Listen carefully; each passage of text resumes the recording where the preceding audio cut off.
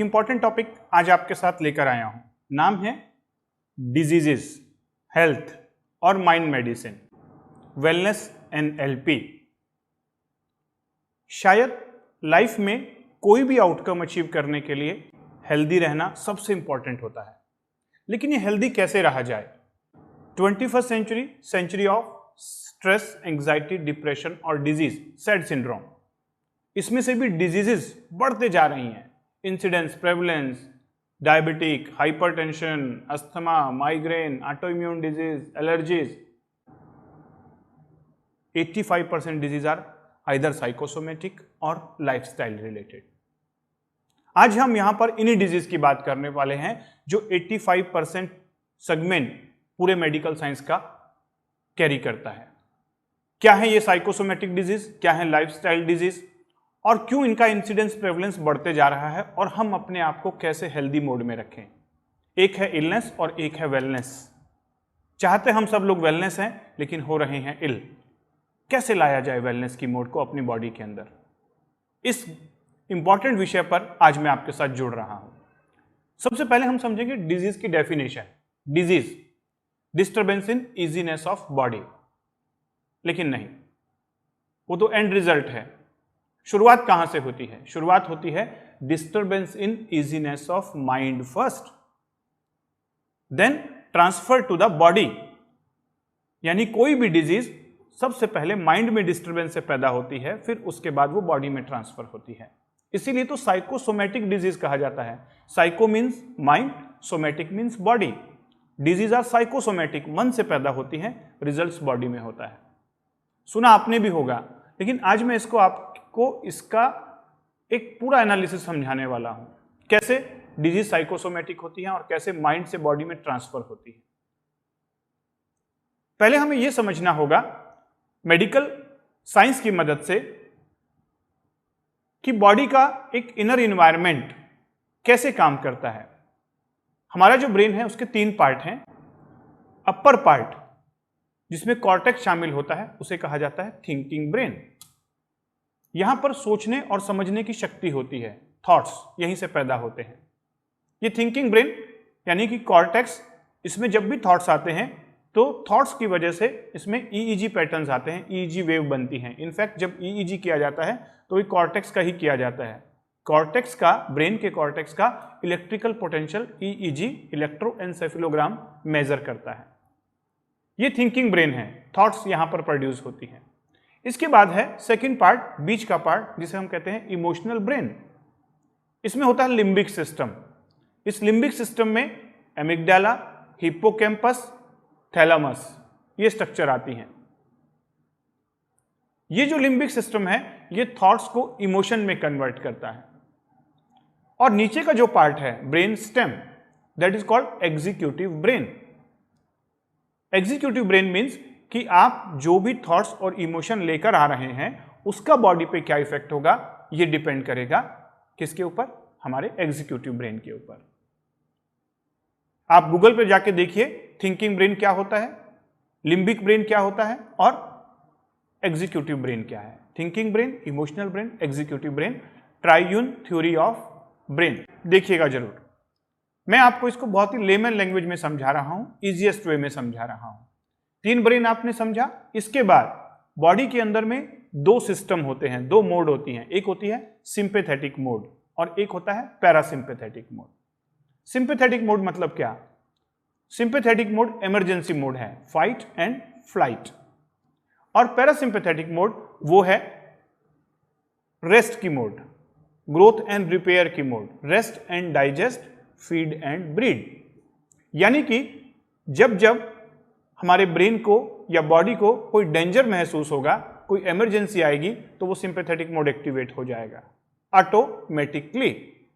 लेकिन जब जब वो इमरजेंसी फिनिश हो जाएगी, हम रिलैक्स महसूस करेंगे, कूल महसूस करेंगे, तब हमारी बॉडी में एक्टिवेट हो जाएगा पैरासिम्पैथेटिक मोड। आप इसे इस तरीके से समझ सकते हैं कि हमारे ब्रेन के 2 स्विच लगे हुए हैं, 2 बटन लगे हुए हैं। एक राइट हैंड साइड में है, एक लेफ्ट हैंड साइड में है। जो लेफ्ट हैंड साइड में है वो सिंपैथेटिक मोड है और जो राइट हैंड साइड में है वो पैरासिम्पैथेटिक मोड है। जब जब सिंपैथेटिक मोड एक्टिवेट होगा, हमारी बॉडी इमरजेंसी मोड में चली जाएगी और अपने आप को सरवाइव करने के लिए वो सारे कार्य करेगी जिससे इस बॉडी को सर्वाइवल महसूस हो। ये कब एक्टिवेट होगा? जब भी हमारा ब्रेन कोई डेंजर परसीव करेगा तब सिंपैथेटिक मोड एक्टिवेट होगी। और जब हमारा ब्रेन और माइंड रिलैक्स महसूस करेगा, कूल महसूस करेगा, पीस महसूस करेगा, तब हमारी बॉडी में पैरासिम्पैथेटिक मोड एक्टिवेट हो जाएगी। सिंपैथेटिक मोड, इमरजेंसी मोड जब एक्टिवेट होती है तो हमारे बॉडी का मेन मोटो होता है हमें सरवाइव करना। उस समय कोई भी क्रिएटिव काम आप नहीं कर पाएंगे, कोई भी क्रिएटिव काम, कोई भी ग्रोथ या रिपेयर बॉडी में नहीं चल रहा होगा। उस समय केवल उस इमरजेंसी को डील करना ही बॉडी का और ब्रेन का एकमात्र मकसद होगा। और जब ये सिंपैथेटिक मोड एंड हो जाता है, जब इमरजेंसी खत्म हो जाती है, तब पैरासिम्पैथेटिक मोड एक्टिवेट होता है। उस समय आपकी बॉडी ग्रोथ कर रही होती है, रिपेयर कर रही होती है, रेस्ट कर रही होती है।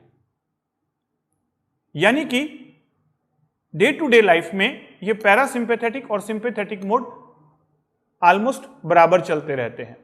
In fact parasympathetic mode over active होना चाहिए, लेकिन आज 21st सेंचुरी में सिंपैथेटिक मोड ओवर एक्टिव है मैक्सिमम लोगों का। यानी कि हम हमेशा इमरजेंसी में रह रहे हैं due to hurry, worry and curry. जब जब आपकी बॉडी में सिंपैथेटिक मोड एक्टिवेट होगा तब आप सर्वाइवल की मोड में होंगे। कैसे? यूं समझिए कि जब मान लीजिए आपके पीछे एक टाइगर पड़ गया है, आप जंगल से जा रहे थे और आपके पीछे एक टाइगर आ गया। जैसे ही टाइगर को आपके आईज ने देखा, आपके ब्रेन ने इंटरप्रिटेट किया, इंटरप्रिटेशन करने के बाद उसने उसको समझा कि yes this is an emergency. अब वो क्या करेगा? सिंपैथेटिक मोड को एक्टिवेट कर देगा। और एक्टिवेट करने के बाद एक्टिवेशन में क्या होगा? आपका जो ब्लड है वो आपके अब डाइजेस्टिव सिस्टम से और ब्रेन से डाइवर्ट हो जाएगा, ब्लड का फ्लो आपके अपर लिम्ब और लोअर लिम्ब की तरफ, यानी कि हाथों की तरफ और पैरों की तरफ। इमीडिएट बॉडी के नर्वस सिस्टम में, कार्डियोवैस्कुलर सिस्टम में ये चेंजेस होंगे कि ब्लड का पूरा फ्लो आपके लोअर लिम्ब और अपर लिम्ब की तरफ चल जाएगा। क्यों? क्योंकि उस इमरजेंसी को डील करने के लिए या तो आप फ्लाइट करेंगे या फाइट करेंगे, या तो आप वहां से भागेंगे या उसके साथ लड़ेंगे। वो टाइगर से आप या तो लड़ेंगे और या फिर आप भागेंगे। डेफिनेट है कि आप देखेंगे कि टाइगर पीछे पड़ गया तो अब भागना ही अच्छा काम है। तो भागने के लिए आपको पैरों की जरूरत पड़ेगी, तो इसीलिए ब्लड वहां चला गया। हाँ, अभी आपके माइंड में क्रिएटिविटी नहीं आ सकती। जब आपके पीछे टाइगर पड़ा हुआ होगा तब आप नहीं सोच सकते कि मैं अपने प्रोजेक्ट में कौन सा नया क्रिएटिव डिजाइन बनाने वाला हूं। क्यों? क्योंकि इस समय ब्रेन में ब्लड फ्लो नहीं जा रहा है, इस समय हाथों और पैरों की तरफ जा रहा है। Same to same blood flow आपके डाइजेस्टिव सिस्टम से, विसरा से पैरों की तरफ, हाथों की तरफ चला गया। आपकी हार्ट बीट हाई हो जाएगी क्योंकि अब ब्लड फ्लो ज्यादा चाहिए, तो हार्ट बीट मैक्सिमम होगी ताकि ये ब्लड का फ्लो पैरों की तरफ, हाथों की तरफ ज्यादा हो सके।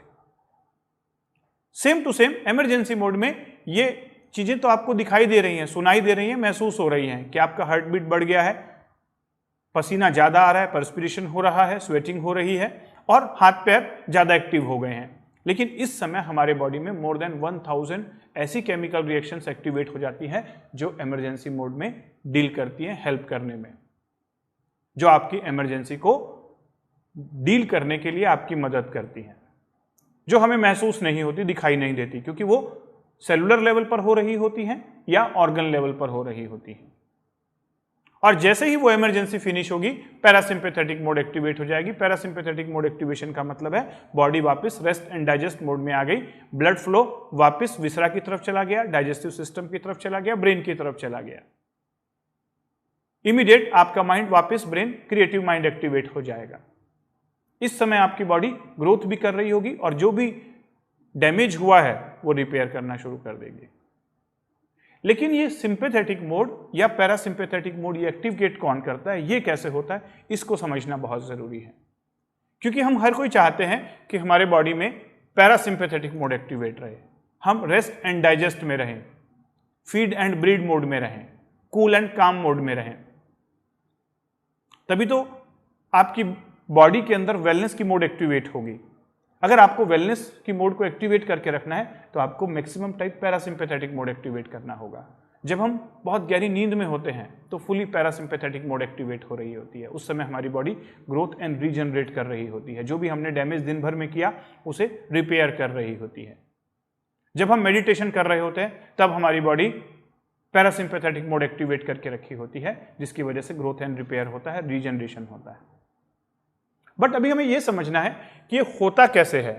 ये पैरासिम्पैथेटिक या सिंपैथेटिक जो स्विच लगे हुए हैं, एक तरफ ये रेड स्विच, रेड मतलब सिंपैथेटिक, ग्रीन मतलब पैरासिम्पैथेटिक, ये जो दोनों बटन्स हैं इनका कंट्रोलिंग सिस्टम क्या है? मैंने क्या बताया आपको? कंट्रोलिंग सिस्टम है आपका limbic brain, emotions, emotional brain. वहां पर दो छोटी छोटी स्ट्रक्चर हैं जिसे हम बोलते हैं एमिगडाला। ये एमिगडाला सेंसर हैं जो आउटर इन्वायरमेंट को सेंस करके आपकी बॉडी को सिंपैथेटिक या पैरासिम्पैथेटिक मोड में डालने का डिसीजन लेते हैं। ओवरऑल कैसे होता है? माइंड और ब्रेन कैसे जुड़े हुए होते हैं? माइंड, कॉन्शियस माइंड, अभी तक आपने सीखा होगा कॉन्शियस माइंड क्या है? 5 सेंसेस के साथ हमें रिसीविंग का काम करता है, सारी इंफॉर्मेशन को हमें रिसीव करके देता है। सब कॉन्शियस माइंड हमारे पुराने अनुभव के आधार पर जो भी हमारी मेमोरी है उसके अनुसार कॉन्शियस माइंड के साथ मिलकर डिसीजन लेने में मदद करता है। अब ये जो माइंड है, कॉन्शियस माइंड और सबकॉन्शियस माइंड, ये सारी इंफॉर्मेशन देने के बाद जो कॉर्टेक्स है हमारा, ब्रेन का कॉर्टेक्स, वहां पर थॉट्स आती हैं। क्या आती हैं? थॉट्स। ये थॉट्स इमोशन में कैसे कन्वर्ट होती हैं? जब एमिगडाला के पास थॉट्स पहुंचती हैं तो वो डिसाइड करता है कि ये इमोशंस कौन सी जनरेट करेगा, पॉजिटिव या नेगेटिव, डेंजर या सेफ। जब जब ये डेंजर फील करेगा एमिगडाला, तब ये हमारे बॉडी के अंदर सिंपैथेटिक मोड एक्टिवेट करेगा, और जब जब ये सेफ महसूस करेगा तब ये आपकी बॉडी में पैरासिम्पैथेटिक मोड एक्टिवेट करेगा। और जैसे ही सिंपैथेटिक मोड एक्टिवेट होगा, इमीडिएट आपकी बॉडी फाइट और फ्लाइट मोड में आ जाएगी। तो यानी कि एक होती है एक्चुअल की इमरजेंसी। ये एमिगडाला जैसे ही कोई एक्चुअल की इमरजेंसी आपके सामने आएगी, मान लीजिए टाइगर या एक मैड डॉग आपके पीछे पड़ा हुआ है, एक पागल कुत्ते ने आपको दौड़ाना शुरू किया। जैसे ही माइंड ने उसको देखा, कॉन्शियस माइंड 5 सेंसेस की मदद से, हमारे आईज ने उसे देखा, देखने के बाद वो हमारे कॉर्टेक्स में एक थॉट्स लेकर आएगा कि यस मैड डॉग है या ये टाइगर है। इसके बाद सब कॉन्शियस माइंड से वो इंफॉर्मेशन रिट्राइव करेगा कि यस ये जो डॉग है ये पागल है, ये मुझे काट सकता है, ये टाइगर है, ये मेरे ऊपर अटैक कर सकता है। तो सब कॉन्शियस माइंड किसको इंफॉर्मेशन दिया? ब्रेन कॉर्टेक्स को। ब्रेन कॉर्टेक्स से वो इंफॉर्मेशन एमिगडाला में गई। एमिगडाला को डेंजर महसूस हुआ। जैसे उसे डेंजर महसूस हुआ, उसने इमीडिएट आपका रेड बटन जो लेफ्ट साइड में है उसको ऑन कर दिया, और ऑन करने के बाद बॉडी के अंदर सिंपैथेटिक मोड एक्टिवेट हो गई। ब्लड प्रेशर बढ़ जाएगा, ब्लड ग्लूकोज बढ़ेगा। ब्लड प्रेशर इसलिए बढ़ेगा क्योंकि अभी आपको ज्यादा जोर से भागने की जरूरत है या लड़ने के लिए हाई ब्लड प्रेशर की जरूरत है, ज्यादा एक्टिविटी की जरूरत है। इस समय आपकी बॉडी में ब्लड ग्लूकोज लेवल बढ़ जाएगा। ये ब्लड ग्लूकोज क्यों बढ़ता है? क्योंकि जब हम इमरजेंसी मोड में होते हैं, हमारे ऑर्गन्स और टिश्यूज को ज्यादा ग्लूकोज की जरूरत होती है। इसीलिए जो बॉडी का इंटरनल मैकेनिज्म है ग्लूकोज से ग्लाइकोजन में कन्वर्ट होना, वो स्टॉप हो जाता है। लीवर के अंदर या अदर ऑर्गन्स में ग्लूकोज से जो ग्लाइकोजन स्टोरेज होता है उसमें स्टॉप लग जाता है, ब्रेक लग जाता है, और ये ग्लूकोज ब्लड में ज्यादा तैरते रहता है क्योंकि इस समय हमें ज्यादा ग्लूकोज की जरूरत होती है। ब्लड प्रेशर बढ़ गया, ब्लड ग्लूकोज बढ़ गया। ये दोनों चीजें आपको उस इमरजेंसी मोड में फाइट या फ्लाइट में दोनों में मदद करेंगी।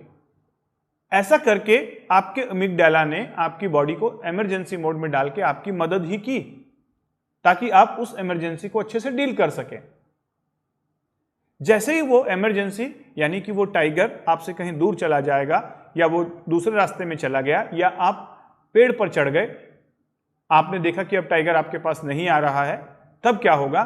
धीरे धीरे करके पैरासिम्पैथेटिक मोड एक्टिवेट हो जाएगी, वापस हार्ट बीट नॉर्मल हो जाएगी, ब्लड प्रेशर नॉर्मल आ जाएगा, ब्लड ग्लूकोज लेवल नॉर्मल आ जाएगा, क्योंकि अब आपके ब्रेन को पता है कि अब डेंजर आपके पास नहीं है।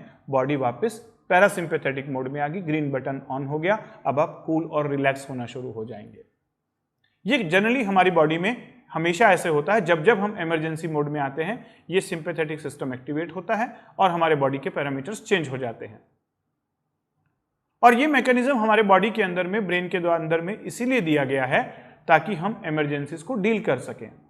इनफैक्ट जब हम आदि मानव की फॉर्म में थे, जब हमारा इवोल्यूशन हो रहा था, तब ये सिस्टम हमें बहुत ज्यादा हेल्प करता था, क्योंकि हम हर समय कोई ना कोई इमरजेंसी हमारे सामने आते रहती थी।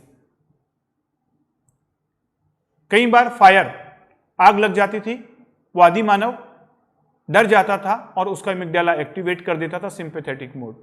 कई बार एनिमल्स उसे डराते थे। कई बार नेचुरल क्लाइमेटीज, बिजली का गिरना, बारिश का आना, तूफान का आना, ये सारी क्लाइमेटीज, नेचुरल क्लाइमेटीज भी उसे डरा देती थी और वो बार बार अपने सिंपैथेटिक मोड को एक्टिवेट करके अपने आप को सर्वाइवल मोड में रखता था। लेकिन जैसे जैसे हम इवॉल्व होते गए, हमने समझा कि कौन सी चीजें हमें डराती हैं, कौन सी चीजें हमें इमरजेंसी मोड में डालती हैं, तो हमने उन चीजों के लिए इन्वेंशंस किए। फिर हमने घर बनाया, फिर हमने गाड़ियां बनाई, फिर हमने हथियार बनाए। वो हमने सारी चीजें ईजाद कर ली जिन जिन चीजों से हमें इमरजेंसी मोड एक्टिवेट होता था, क्योंकि हम चाहते थे हमारी बॉडी वेलनेस की मोड में रहे, हमारी बॉडी रेस्ट एंड डाइजेस्ट की मोड में रहे। तो जिन जिन चीजों से हमारी बॉडी में सिंपैथेटिक मोड एक्टिवेट होता था, वो चीजें हमारे ब्रेन ने समझी और उनकी नीड को समझते हुए उन्हें इन्वेंट किया। और आज हमारे पास क्या नहीं है, हम घरों में सुरक्षित हैं। आज जो वाइल्ड एनिमल्स हैं वो हमें नहीं डराते, बल्कि वो हमसे डरते हैं। वो हमारे पास नहीं आते, बल्कि हमें उन्हें देखने के लिए जू में जाना पड़ता है। नेचुरल क्लाइमेटीज, उनका भी हमें डर नहीं होता। हम अपने घर में सुरक्षित होते हैं, बाहर बारिश हो रही होती है, बिजली गिर रही होती है, हमें कोई फर्क नहीं पड़ता। तो फिर इसका मतलब यह हुआ कि जैसे जैसे हम ह्यूमन बीइंग इवॉल्व होना शुरू हुए, तो आज हमारे पास तो पूरा पैरासिम्पैथेटिक सिस्टम एक्टिवेट होना चाहिए। कभी कभार कोई इमरजेंसी जो आएगी, उसी की वजह से सिंपैथेटिक मोड एक्टिवेट होना चाहिए। लेकिन रिसर्च बताती है माय डियर फ्रेंड कि आज हर व्यक्ति 80% टाइम अपना सिंपैथेटिक मोड में स्पेंड करता है। दिन भर के 24 घंटों में से 80% टाइम उनका सिंपैथेटिक मोड एक्टिवेट होता है। इवन नींद की अवस्था में भी, सोते हुए भी उसका सिंपैथेटिक सिस्टम एक्टिवेट है। ऐसा क्यों? जब हमने सारी चीजें ईजाद कर ली, वो खतरे जो हमें महसूस होते थे वो सारे आज हमारे माइंड को नहीं होते हैं। हाँ, आज हमें वो टाइगर नहीं डरा सकता, लेकिन नकली के टाइगर आज भी हमारे इस ब्रेन के अंदर में बहुत सारे हम परसीव कर रहे हैं। वो नकली के टाइगर, नकली के भालू बहुत सारे हमने पाल के रखे हुए हैं। हमारा एमिग्डाला असली और नकली में फर्क नहीं करता। मान लीजिए आप जा रहे हैं और रास्ते में एक रस्सी पड़ी हुई है, अंधेरे की वजह से आपने रस्सी को सांप समझ लिया, तो आपकी बॉडी में सिंपैथेटिक मोड उतने ही ग्रेड का एक्टिवेट होगा जितना असली सांप से होता है। यानी उसी समय हमारी बॉडी में एड्रेनालिन उतना ही रिलीज होगा जितना एक असली सांप के तरीके के सामने आ जाने से, जितना एक असली सांप के सामने आ जाने से बॉडी में एड्रेनालिन रिलीज होता है, उतना ही नकली सांप यानी कि रस्सी को देखकर भी होगा। यानी ये जो एमिग्डाला है, ये असली और नकली में डिफरेंशिएट करने की क्षमता नहीं रखता। आज असली के टाइगर, असली के चीते, असली के भालू हमारे सामने नहीं है, लेकिन ये जो नकली के शेर, चीते, भालू हमने पाल के रखे हुए हैं यहाँ पर, उसकी साड़ी मेरी साड़ी से ज़्यादा सफ़ेद क्यों? उसकी कार मेरी कार से ज़्यादा बड़ी क्यों? उसकी सैलरी मेरी सैलरी से ज़्यादा क्यों? उसका मकान मेरे मकान से बड़ा क्यों?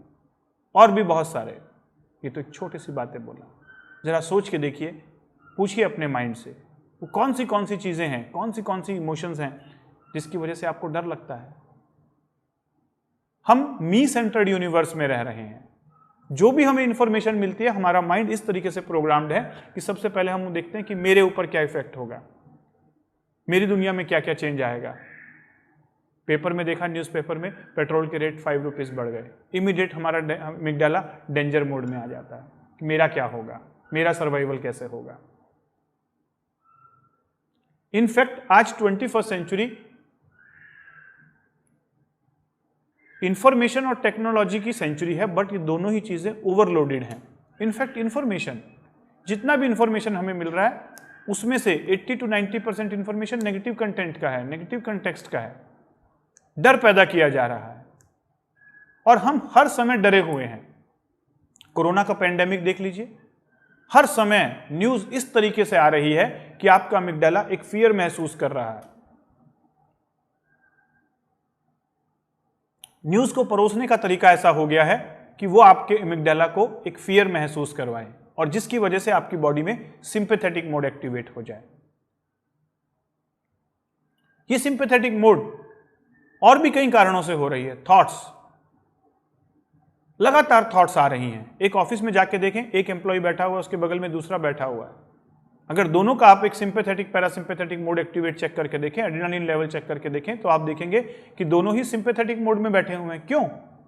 क्योंकि दोनों एक दूसरे को एक डेंजर महसूस कर रहे हैं, एक टाइगर महसूस कर रहे हैं। दोनों को लग रहा है कि वो मेरे खिलाफ चीटिंग कर रहा होगा, ये बॉस को मेरे खिलाफ कान भरता होगा, इसका प्रमोशन मेरे से पहले तो नहीं हो जाएगा। स्कूलों में देख लीजिए, बच्चे डरे हुए हैं। पेशेंट को देख लीजिए, हॉस्पिटल्स में डरे हुए हैं, डेथ तो नहीं हो जाएगी, कोई कॉम्प्लिकेशन तो नहीं हो जाएगा। कॉर्पोरेट वर्ल्ड, वो तो कंपटीशन का एक महायुद्ध ही तो है। वहां तो हर कोई डरा हुआ है अपने कॉम्पिटिटर से, अपनी ही टीम के मेंबर एक दूसरे से डरे हुए हैं। समझना होगा हमें। यानी कहने का मतलब यह है, हमारा अमिगडाला कितना डेंजर परसीव कर रहा है। 24/7 वो एक डेंजर डेंजर डेंजर फील कर रहा है। रियल के डेंजर उसकी लाइफ में नहीं है, लेकिन आर्टिफिशियल डेंजर, ये फेक डेंजर उसकी लाइफ में भरपूर मात्रा में है। वरी, चिंताएं, दिन भर के काम के बाद जब आप रात को सोते हैं, वो सारे दिन भर की चीजें, प्रोग्राम जितने भी आपने देखे, वो सारे के सारे वीडियो की फॉर्मेट में चलना शुरू हो जाते हैं। फिर अमिगडाला एक्टिवेट हो जाता है, फिर सिंपैथेटिक मोड एक्टिवेट हो जाती है, फिर एड्रेनालिन लेवल बढ़ जाता है। सोते समय जो सपने आते हैं वो भी उसी चीज से रिलेटेड होते हैं, जो फियर।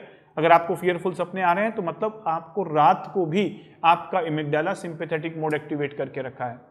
इस समय तो अमिगडाला को पैरासिम्पैथेटिक मोड एक्टिवेट करनी चाहिए। जितनी गहरी नींद आएगी, जितनी डीप स्लीप आएगी, बिना ड्रीम्स की स्लीप आएगी, उतना ही आप बॉडी को रीजनरेट कर रहे होंगे, वेलनेस की मोड एक्टिवेट होगी। लेकिन अगर आपको नींद अच्छी नहीं आती है, गहरी नींद नहीं आती है, या डरावने सपने आते हैं, इट मीन्स कि आपका अमिगडाला नाइट में भी डरा हुआ है और वो सोते समय भी आपकी बॉडी में सिंपैथेटिक मोड एक्टिवेट करके रख रहा है। तो ये सिंपैथेटिक और पैरासिम्पैथेटिक का बैलेंस हमारे अमिगडाला पर आधारित है और ये अमिगडाला परसीव कर रहा है कॉन्शियस और सबकॉन्शियस माइंड की इंफॉर्मेशन को। कॉन्शियस माइंड तो केवल इंफॉर्मेशन दे रहा है, प्रोसेसिंग तो सबकॉन्शियस माइंड में हो रही है। जैसा आपने समझा कि VAKOG के द्वारा हम घटनाओं को रिसीव करते हैं, डिलीट, डिस्टॉर्ट, जनरलाइज्ड कर उसको एक इंफॉर्मेशन का एक इंटरप्रिटेशन निकालते हैं, इवेंट 2 बनता है। इवेंट 2 के बाद हमारी इमोशनल स्टेट होती है। तो इमोशनल स्टेट आइदर पॉजिटिव होगी या नेगेटिव होगी, रिसोर्सफुल होगी या अनरिसोर्सफुल होगी। लेकिन जो अनरिसोर्सफुल इमोशनल स्टेट है, उनका सारा असर हमारी बॉडी पर हो रहा है, हमारे बॉडी की फिजियोलॉजी चेंज हो रही है सिंपैथेटिक मोड एक्टिवेट करके। जितनी भी अनरिसोर्सफुल स्टेट रहेंगी, उससे पहले आपकी बॉडी में सिंपैथेटिक मोड एक्टिवेट हुआ है। Fear, competitiveness, frustration, depression, irritation, anger, ये सारी जो इमोशनल स्टेट है, ये कहीं ना कहीं सिंपैथेटिक सिस्टम के ओवर एक्टिवेशन का ही नतीजा है। और लॉन्ग टर्म तक अगर आप नेगेटिव इमोशनल स्टेट्स में रह रहे हैं, अनरिसोर्सफुल इमोशनल स्टेट में रह रहे हैं, तो आपकी बॉडी की फिजियोलॉजी सिंपैथेटिक मोड में चल रही है। यानी कि आपने अपनी बॉडी को इमरजेंसी मोड में डाल के छोड़ दिया है। मान के चलिए कि अगर ये इमरजेंसी मोड में चलती रही तो आपकी बॉडी हेल्दी नहीं रह पाएगी, ये सारी डिजीज आपकी बॉडी में एक्टिवेट हो जाएंगी। अभी तक आपने जो समझा उसको मैं अभी सम अप कर रहा हूं। कैसे? 3 ब्रेन है, thinking brain, emotional brain and executive brain. Thinking brain में थॉट्स आती हैं, 5 सेंसेस से जो हमें रिसीविंग सिस्टम इंफॉर्मेशन मिलती है, उससे हमारे थिंकिंग ब्रेन में थॉट्स आती हैं। इन थॉट्स को इमोशन में कन्वर्ट करता है लिम्बिक ब्रेन, और लिम्बिक ब्रेन में एक स्ट्रक्चर है अमिगडाला, जो कि एक एनालाइजर का काम करता है, सेंसिटाइजर का काम करता है, इंटरप्रिटेटर का काम करता है। और ये थॉट्स को इमोशन में कन्वर्ट करके, अब इमोशंस 2 प्रकार की होंगी, पॉजिटिव या नेगेटिव। अगर पॉजिटिव इमोशंस होंगी तो आपकी बॉडी में पैरासिम्पैथेटिक मोड एक्टिवेट होगा, और अगर नेगेटिव इमोशंस उसने फील कर लिया तो उसने आपकी बॉडी में सिंपैथेटिक मोड एक्टिवेट कर दिया। आइदर सिंपैथेटिक और पैरासिम्पैथेटिक, ये दोनों किसके थ्रू होते हैं? ये एग्जीक्यूटिव ब्रेन के थ्रू होते हैं, जहां पर होता है hypothalamus pituitary axis. Hypothalamus pituitary axis ये दोनों मिलकर आपकी बॉडी के हार्मोन्स और नर्वस सिस्टम दोनों को रेगुलेट करते हैं। एड्रेनालिन ग्लैंड जो किडनी के ऊपर होती हैं, दो छोटी छोटी ग्लैंड्स, वहां से एड्रेनालिन सिक्रीट होता है। तो जब जब आपकी बॉडी डेंजर फील करेगी, नेगेटिव इमोशनल स्टेट फील करेगी, तो आपकी बॉडी में सिंपैथेटिक सिस्टम एक्टिवेट होगा और उस समय आपकी बॉडी में एड्रेनालिन, कॉर्टिसोल, स्ट्रेस हार्मोन बढ़ रहे होंगे, जो आपको उस इमरजेंसी से तो निकाल देंगे, लेकिन लॉन्ग टर्म पर वो आपकी बॉडी को डीजनरेशन कर रहे हैं, डैमेज कर रहे हैं। सेम टू सेम जब आप पॉजिटिव इमोशनल स्टेट फील करेंगे तब आपकी बॉडी में पैरासिम्पैथेटिक मोड एक्टिवेट होगी। इस समय हैप्पीनेस हार्मोन, वेलनेस हार्मोन आपकी बॉडी में सिक्रीट हो रहे होंगे। ये होते हैं dopamine, serotonin, oxytocin and endorphin, DOSE। तो चॉइस आपकी है कि आप अपनी बॉडी में डोज सिक्रीट करवा रहे हैं या एड्रेनालिन। ये एड्रेनालिन अगर ज्यादा सिक्रीट होगा, कॉर्टिसोल ज्यादा सिक्रीट होगा, तो आपका एजिंग प्रोसेस बढ़ रहा है, आपकी बॉडी डीजनरेट हो रही है। और अगर आपकी बॉडी में डोज हार्मोन ज्यादा निकल रहे हैं, तब आपकी बॉडी एक रीजनरेशन की फेज में है और एजिंग प्रोसेस भी स्लो होता है। और ये डोज हार्मोन कब निकलते हैं? जब आप हैप्पी होते हैं, जब आप सेटिस्फाइड होते हैं, जब आप पीसफुल होते हैं, जब आप एनर्जेटिक फील करते हैं, सेफ महसूस करते हैं। यानी कि इमोशंस आपकी बॉडी की बायोकेमिस्ट्री को, फिजियोलॉजी को चेंज कर रही हैं। लेकिन ये इमोशंस बायोकेमिस्ट्री को, फिजियोलॉजी को चेंज कहां से कर रही है? इमिगडाला के थ्रू। इमिगडाला एक जज की तरह है। उस जज के पास फाइल लेकर कौन आता है? ये cortical brain, thinking brain. Thinking brain में जो भी थॉट्स आएंगी, वहां से एक फाइल जनरेट होगी। एक पोस्टमैन की तरह ये ब्रेन उस फाइल को लेकर इमिगडाला के पास जाएगा। इमिगडाला क्या है? जज है।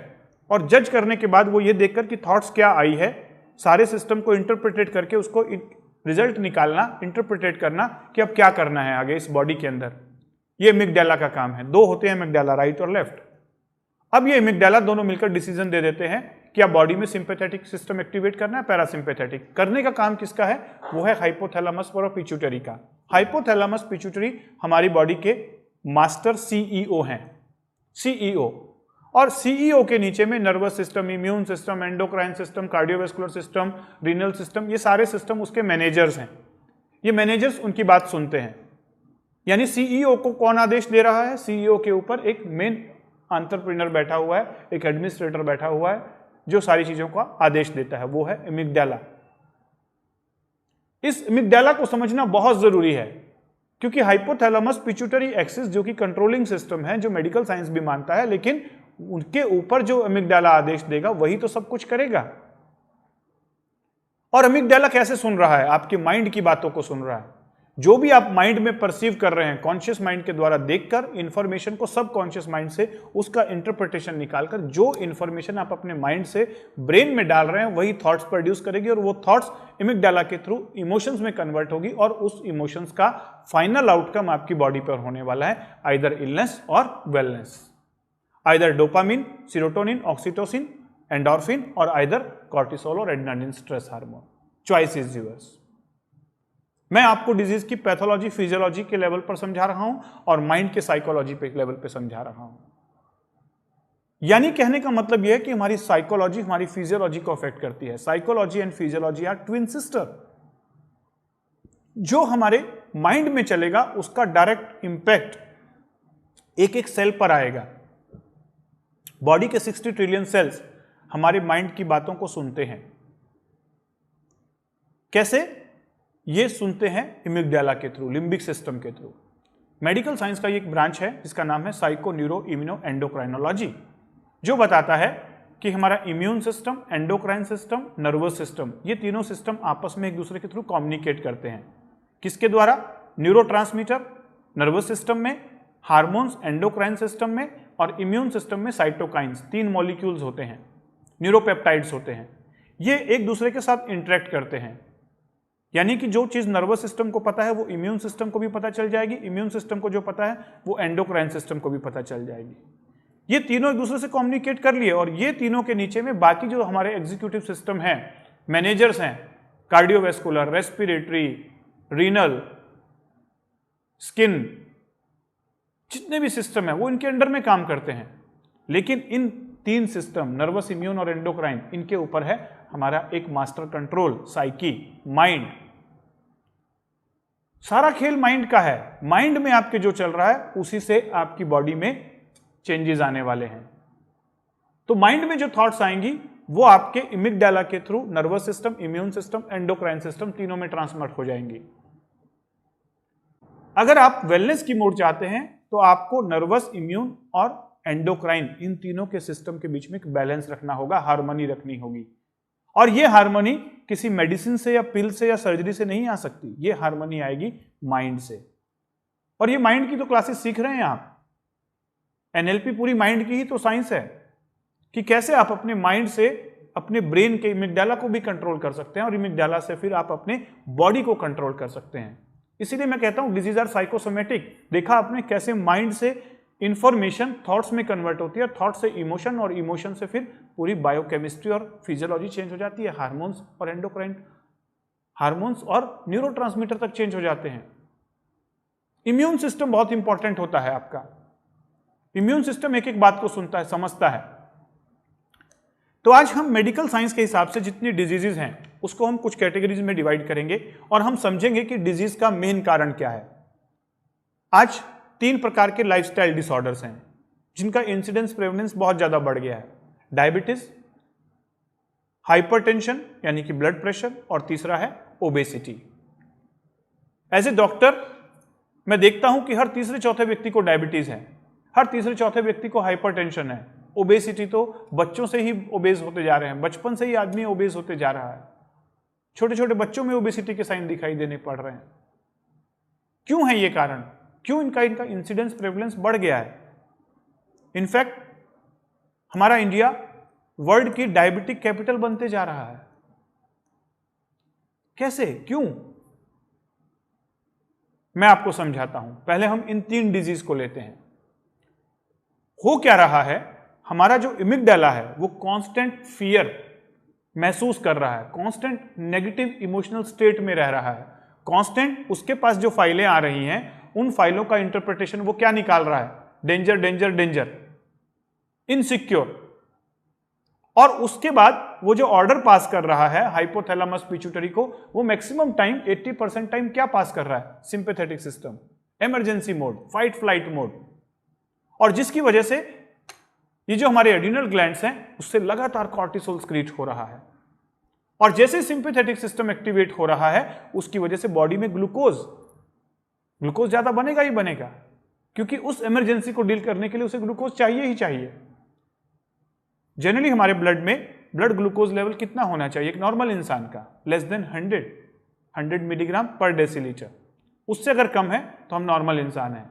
लेकिन 100 से लेकर 125 के बीच में अगर है तो हम प्री डायबिटिक स्टेट बोलते हैं। और 125 से लेकर 200 के बीच में अगर फास्टिंग ब्लड ग्लूकोज लेवल आपका है तो आप डायबिटिक हो गए हैं। ये मेडिकल क्राइटेरिया है डायबिटीज के। अगर आप 3 बार या 2 बार ब्लड टेस्ट करवाते हैं रेंडमली और आपका ब्लड शुगर 200 से अबव आ रहा है तो डॉक्टर आपको सलाह देते हैं आप फास्टिंग और पोस्ट पेनिडिल करा के देखिए।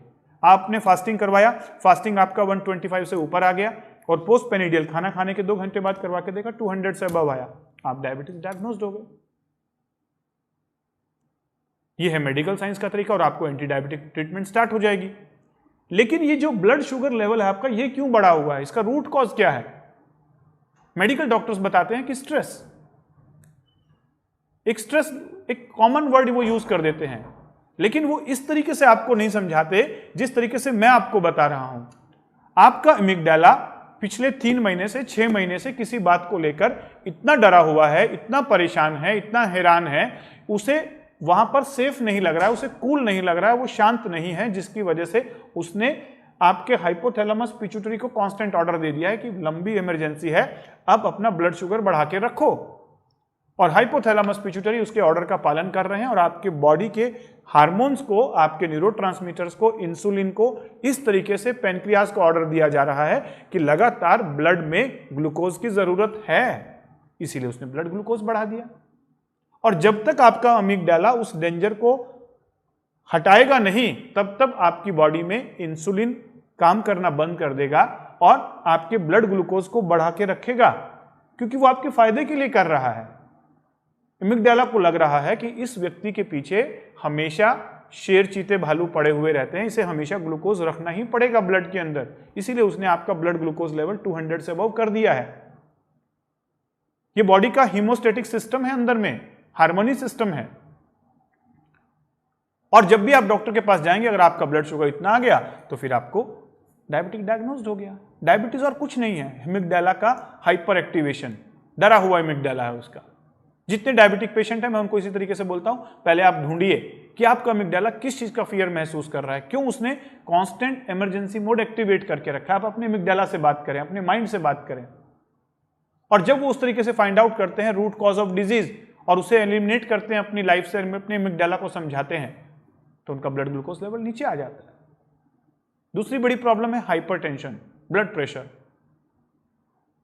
क्यों? सेम अगेन वही रीजन कि जब जब आपका अमिग्डाला फियर महसूस करेगा, नेगेटिव इमोशनल स्टेट महसूस करेगा, वो तो हाइपोथैलेमस पिट्यूटरी को वही ऑर्डर देगा, डेंजर। और डेंजर का मतलब है आपका ब्लड प्रेशर भी बढ़ा के रखना। अमिग्डाला को यह फील हो रहा है कि इसकी लाइफ में बहुत बड़े बड़े डेंजर इसके पीछे हैं, इसको हमेशा फ्लाइट मोड में रखो, इसका ब्लड प्रेशर बढ़ा के रखो। वो हमारे फायदे के लिए कर रहा है, अमिग्डाला हमारा नुकसान नहीं कर रहा है। लेकिन अमिग्डाला को यह नहीं मालूम कि असली का डेंजर और नकली का डेंजर, वो आज भी आपके सामने रियल का टाइगर समझ रहा है आपके पीछे, इसीलिए उसने ब्लड प्रेशर और ब्लड ग्लूकोज दोनों को बढ़ा दिया है।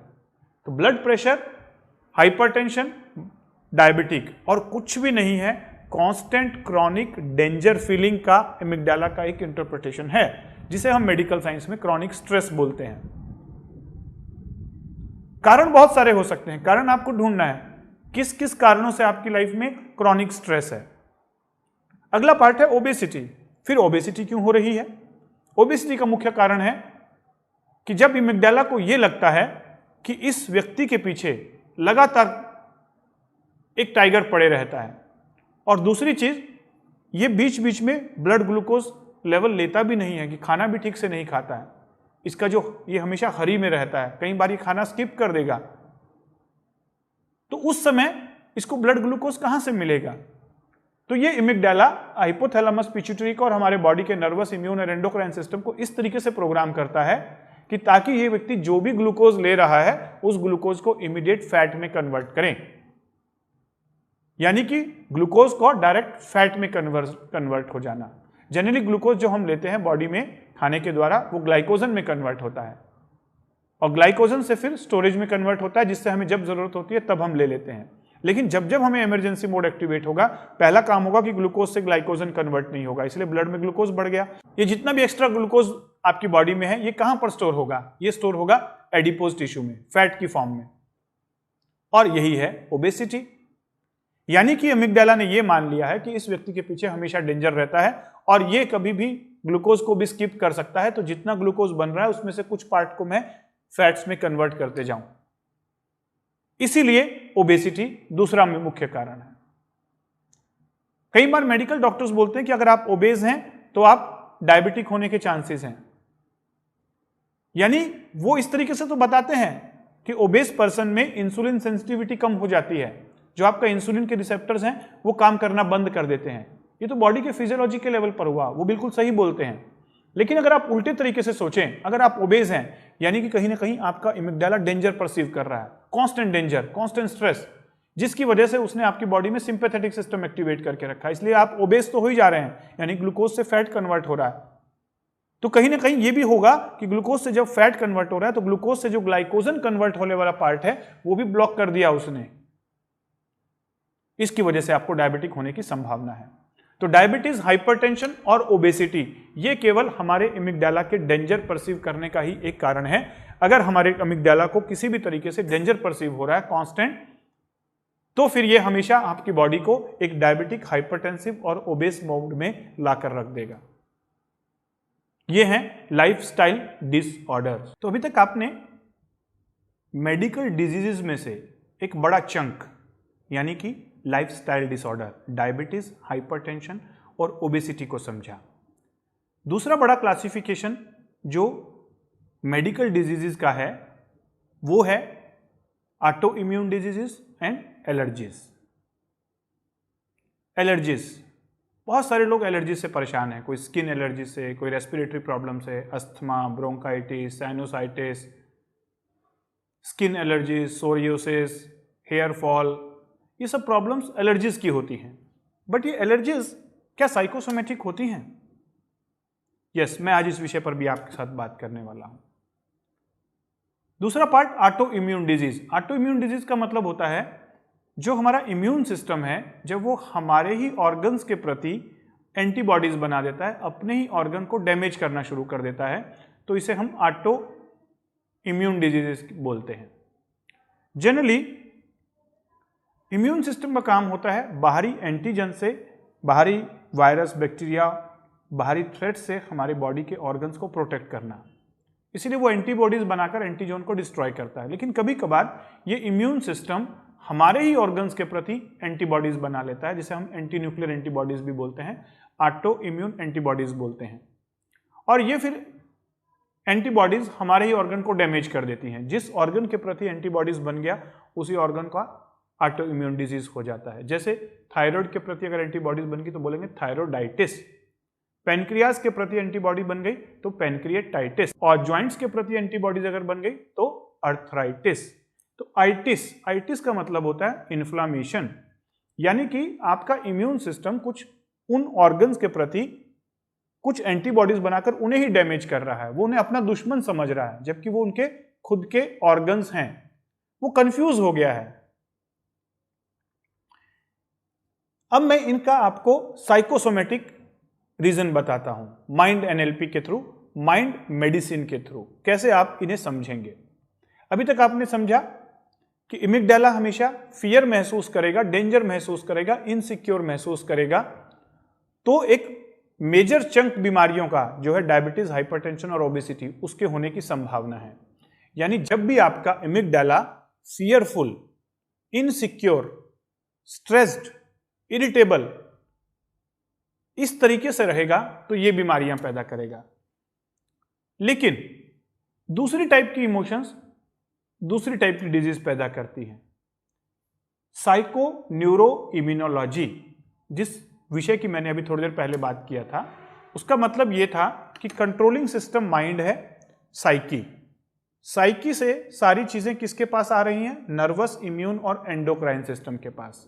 और ये तीनों सिस्टम ये मेन सीईओ हैं, मेन एग्जीक्यूटिव मैनेजर्स हैं, जो आगे बाकी के सिस्टम को कंट्रोल करते हैं। और इनमें से मैंने क्या बताया, इमिग्डाला एक मेन सिस्टम है जो आगे सिस्टम को समझाता है, यानी कि नर्वस सिस्टम का एक पार्ट हमारा लिम्बिक ब्रेन। तो अगर हमारा माइंड डरा हुआ है, बहुत लंबे समय से डर गया है किसी भी वजह से, तो डरने की वजह से हमारा इम्यून सिस्टम भी डर जाएगा, यानी कि माइंड के फियर को हमारा इम्यून सिस्टम भी एसेस कर लेगा, उसे परसीव कर लेगा। अगर हमारा माइंड डरा हुआ है तो हमारा इम्यून सिस्टम भी डर जाएगा। डरने का मतलब डिप्रेस। अगर आपकी माइंड डिप्रेशन में है तो आपका इम्यून सिस्टम भी डिप्रेशन में हो जाएगा। और डिप्रेशन में एक बार इम्यून सिस्टम गया, यानी कि वो डिप्रेस हो गया, डाउन हो गया, तो आपको बाहर के जो इन्फेक्शंस हैं वो पकड़ने के चांसेस बढ़ जाते हैं। आपने कई बार देखा होगा कि आप किसी स्ट्रेस की वजह से, जब 8-10 दिन स्ट्रेस होता है तो आपका इम्यून सिस्टम इमीडिएट डिप्रेस हो जाता है और उसी समय आपको सर्दी, खांसी, कफ, कोल्ड पकड़ लेता है। क्यों? क्योंकि उस समय आपकी इम्यूनिटी डाउन हो गई और वायरस, बैक्टीरिया तो हमारे आसपास ही हैं, इमीडिएट हमें इन्फेक्शन कैच कर लेता है। लेकिन जब आप खुश मिजाज रहते हैं, खुशनुमा रहते हैं, आपका अमिग्डाला मुस्कुरा रहा होता है, आपका इम्यून सिस्टम पूरा स्ट्रांग होता है, उस समय आप देखिए, कई बार आपने देखा होगा कि आप किसी पार्टी में गए हैं या कोई कैंप लगा हुआ है और उस कैंप में आप अपने फ्रेंड सर्कल्स के साथ में हैं और आप खूब मस्ती के मूड में हैं और वहां पर 3-4 लोगों को कफ कोल्ड है। हो सकता है आपके रूम पार्टनर को ही कफ कोल्ड हो, लेकिन आपको कफ कोल्ड कैच नहीं करता। फिर बैक्टीरिया, वायरस तो आपके आसपास घूम रहे थे, लेकिन उस समय आपका इम्यून बहुत स्ट्रांग था क्योंकि आपका इमोशनल लेवल उस समय स्ट्रांग था। तो यानी कि immunity directly related to your mood. अगर आपका माइंड डिप्रेशन मोड में है, इम्यून सिस्टम डिप्रेस हो जाएगा, आपको इन्फेक्शन, डिजीज कैच करने के चांसेस बढ़ जाएंगे। एक दिन के डिप्रेशन से नहीं, लंबे समय तक। अगर लंबे समय तक आप डिप्रेशन की मोड में जी रहे हैं, फियर के मोड में जी रहे हैं तो इम्यून सिस्टम भी डिप्रेस हो जाएगा।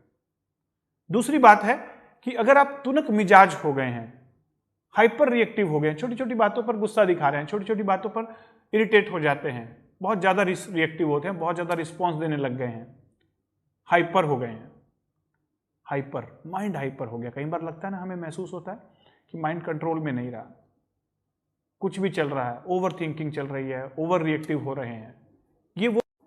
तो जब जब हमारा मूड हाइपर रिएक्टिव हो जाएगा, हमारा माइंड हाइपर रिएक्टिव हो जाएगा, उसका डायरेक्ट असर हमारे इम्यून सिस्टम पर पड़ता है। इम्यून सिस्टम भी हाइपर स्टिमुलेटेड हो जाएगा, हाइपर रिएक्टिव हो जाएगा।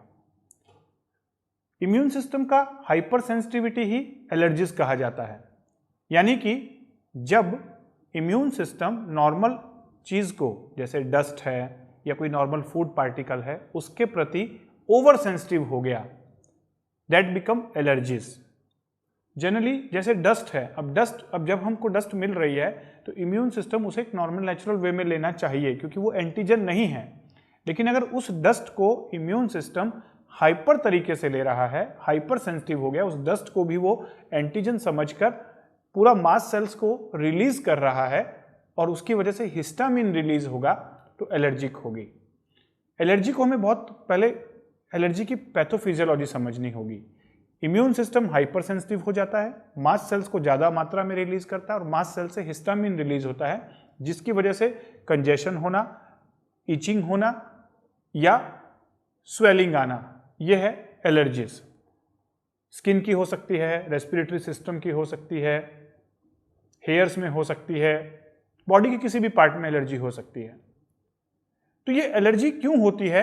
According to psychosomatic disease concept, कि जब जब हमारा माइंड हाइपर हो गया है, तुनक मिजाज हो गया है, हाइपर रिस्पॉन्सिव हो गया है, तो सेम टू सेम हमारा इम्यून सिस्टम भी हाइपर सेंसिटिव हो जाता है, ज्यादा मात्रा में हिस्टामिन रिलीज करना शुरू कर देता है, जिसकी वजह से एलर्जी होती है।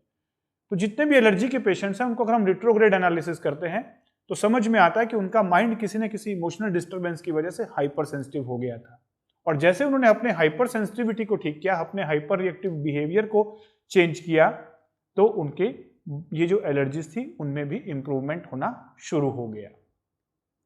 तीसरा पार्ट है ऑटो इम्यून डिजीज। ये कब होंगी? ऑटो इम्यून का मतलब जैसे मैंने समझाया कि जब हमारा इम्यून सिस्टम अपने ही ऑर्गन्स के पार्ट को बाहरी समझकर उनके प्रति एंटीबॉडीज बना देता है।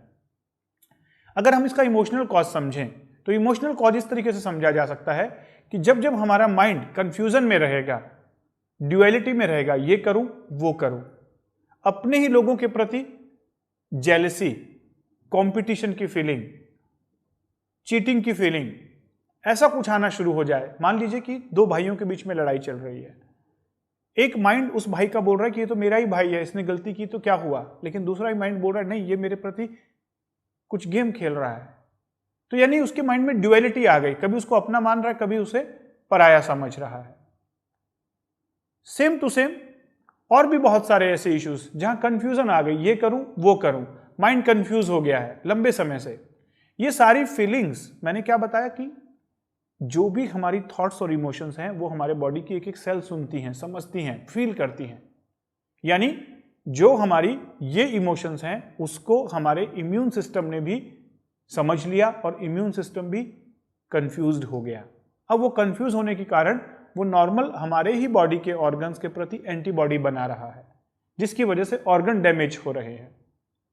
और मेडिकल साइंस में ऑटो इम्यून डिजीज के लिए स्टीरॉइड दिया जाता है ताकि इम्यून सिस्टम का जो हाइपर रिएक्टिवनेस है उसे कम किया जाए। एलर्जीज के लिए भी और ऑटो इम्यून डिजीज दोनों में स्टीरॉइड्स दिए जाते हैं। स्टीरॉइड कुछ नहीं करते, उस इम्यून सिस्टम को सप्रेस कर देते हैं, लेकिन जैसे इम्यून सिस्टम सप्रेस होगा तो इन्फेक्शन पकड़ने के चांसेस हो जाते हैं। इसीलिए मेडिकल डॉक्टर्स आपको बताते हैं कि अगर आप स्टीरॉइड खा रहे हैं तो आपको इन्फेक्शन होने के चांसेस हो सकते हैं, बच के रहें। तो स्टीरॉइड तो उस इम्यून रिस्पॉन्स को कम करने का एक तरीका हुआ, लेकिन रूट कॉज क्या हुआ? रूट कॉज है आपका माइंड। तो हम जब रूट कॉज पे काम करते हैं, माइंड की इमोशंस पे काम करते हैं, थॉट्स पे काम करते हैं, जो थॉट्स उन इमोशन को जनरेट कर रही हैं, वहां पर हमें उस लेवल पर जाकर काम करना होगा, तब हम ऑटो इम्यून डिजीज को रूट लेवल पर जाकर ठीक कर सकते हैं। ऐसे कई केसेस मुझे देखने को मिले जहां पर ऑटो इम्यून डिजीज डेवलप हो गई थी, लेकिन लाइफ में देखा कि पिछले 3 महीने से, 6 महीने से, बल्कि 2-3 सालों से उनकी लाइफ में कुछ ऐसी चीजें चल रही थी, उनका सडन बिहेवियर चेंज हुआ, और सडन बिहेवियर चेंज होने के कारण कुछ ऐसे सर्कमस्टांसेस लाइफ में आए जिसकी वजह से उनके इमोशनल डिस्टर्बेंसेस हुए, और वो इमोशनल डिस्टर्बेंसेस जिस प्रकार के थे उसी प्रकार की डिजीज उनको आई, यानी कि कंफ्यूजन, कॉम्पिटिटिवनेस, जेलसी, अपने ही लोगों के प्रति ट्रस्ट की फीलिंग ना रहना, फेथफुल ना रहना। ऐसी कंडीशंस में ऑटो इम्यून डिजीज डेवलप हुए। जब जब माइंड हाइपर सेंसिटिव हुआ तब तब इम्यून सिस्टम हाइपर सेंसिटिव हुआ, एलर्जीज हुए। जब जब माइंड डिप्रेस हुआ तब तब इन्फेक्शंस पकड़े, और जब जब हमारा एमिग्डाला डरा हुआ फील किया, इनसिक्योर फील किया, तब तब ये डायबिटीज, हाइपरटेंशन और ओबेसिटी की प्रॉब्लम आई। ये है emotional cause of psychosomatic disease और any type of disease. 80 to 85% disease are psychosomatic और लाइफस्टाइल रिलेटेड, और इनको जब हम इस तरीके से समझते हैं, माइंड के लेवल पर जाकर, एमिग्डाला के लेवल पर जाकर, साइको न्यूरो इम्यूनोलॉजी के लेवल पर जाकर, तो इन चीजों को रिवर्स भी किया जा सकता है नई अप्रोचेस के द्वारा, नए तरीके से। इस वेलनेस एनएलपी का, इस सेशन का मेरा मोटो यही था, आपको यह समझाना कि root cause of disease are psyche, mind, और इस माइंड को बदलने का तरीका हम अगले सेशन में सीखेंगे कि कैसे हम अपने थॉट्स और इमोशंस को ठीक करके, एमिग्डाला को ठीक कर, इन वेलनेस, बॉडी के अंदर वेलनेस की मोड को एक्टिवेट कर सकते हैं और डिजीज से छुटकारा पा सकते हैं। अगर आप अपनी डिजीज से छुटकारा पाना चाहते हैं तो मेरे साथ जुड़े रहिए अगले सेशन के।